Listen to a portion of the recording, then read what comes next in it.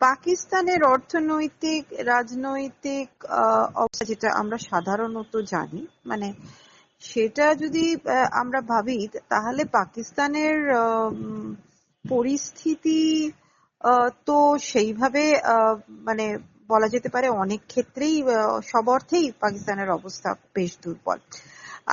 যদিও বা মানে এই যে স্মার্ট লকডাউন বা আপনি যে শব্দবন্ধ ব্যবহার করছেন, এই আলোচনাটা আমি অন্তত যতটুকু জানি যে তারা কিন্তু ঠিক কতটা পুষ্ট করেছে আমার কাছে শিওর নয়, কিন্তু যদি এরকম পরিস্থিতি হয়েও থাকে, এই ধরনের তারা লকডাউনের কথা ভেবে থাকে, তাহলে বোঝাই যাচ্ছে যে পাকিস্তান তাদের জ্বালানি সংকটটা খুব তীব্র হতে চলেছে, এবং সেই জ্বালানি সংকটটাকে তারা কিভাবে মেটাবেন, বিশেষ করে ইরানের সঙ্গে নেগোশিয়েট করে। কারণ একটা বড় সমস্যা তো হচ্ছে হরমুজ প্রণালী।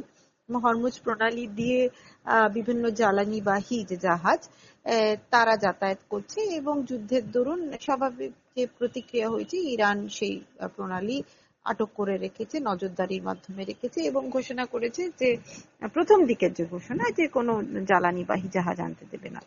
কিন্তু যেটা লক্ষণীয়, মানে যেটা আমাদের দেখার, ভারতীয় হিসেবে যেটা আমাদেরকে দেখার ব্যাপার হচ্ছে, আমাদের পরিস্থিতি কিন্তু পাকিস্তানের তুলনায় অনেকটাই ভালো। আমি বলবো, আমার মনে হয় এই মুহূর্তে যা পরিস্থিতি আছে, পাকিস্তানের মতন সমস্যা বা দুর্দশা আমাদেরকে সম্মুখীন হতে হবে না।